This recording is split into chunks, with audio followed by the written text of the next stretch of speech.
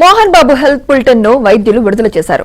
ఆయన ఆరోగ్యం ఇంకా అన్‌స్టేబుల్ గానే ఉందని తెలిపారు. డిశ్చార్జ్ కి ఇంకా 2 రోజులు సమయం పట్టే అవకాశం ఉందని, ఆయన మానసికంగా కోలుకోవడానికి మరికొంత సమయం పడుతుందని వైద్యులు వెల్లడించారు. మోహన్ బాబుకు ఇంకా ఇంటర్నల్ గాయాలున్నాయన్నారు. ఆయన శరీర నొప్పులు, స్పృహ కోల్పోయే స్థితిలో ఆసుపత్రిలో చేరారన్నారు. ఎడమ కన్ను కింద మొద్దుబారిన గాయం గుర్తించి వైద్యం అందించినట్లు పేర్కొన్నారు. ఆయనకు అధిక రక్తపోటు, హృదయ స్పందన రేటు పెరగడంతో స్పెషలిస్టులతో చికిత్స అందించామన్నారు. ప్రస్తుతం నిపుణుల పర్యవేక్షణలో వైద్యం అందిస్తున్నట్లు పేర్కొన్నారు. సో యాక్టర్ మోహన్ బాబు గారు నిన్న సాయంకాలం కాంటినెంటల్ హాస్పిటల్కి వచ్చారండి. కాంటినెంటల్ హాస్పిటల్ ఎమర్జెన్సీ రూమ్కి వచ్చారు.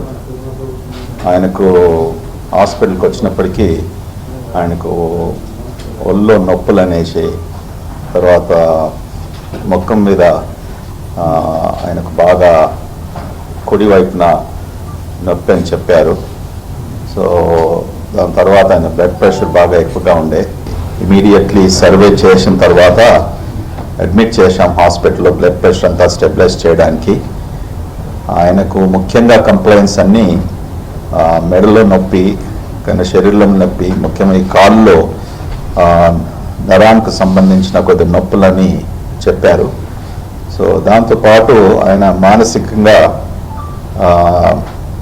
బాగా హి వాజ్ వెరీ అప్సెట్. సో నేను డాక్టర్ జగదీష్, ఫిజిషియన్ అండి. సో డాక్టర్ మోహన్ బాబు గారు మన ఎమర్జెన్సీకి వచ్చిన తర్వాత సార్ చెప్పినట్టుగా అసెస్మెంట్ చేశాము. సో చాలా యాంగ్షియస్గా, హై హార్ట్ రేట్, హై బీపీతో ఉన్నారు. With blunt injuries over the face, chest, అబ్డామెన్తో ఉండే వాటిని మా కన్సల్టెంట్స్ ద్వారా మేనేజ్మెంట్ చేశాము.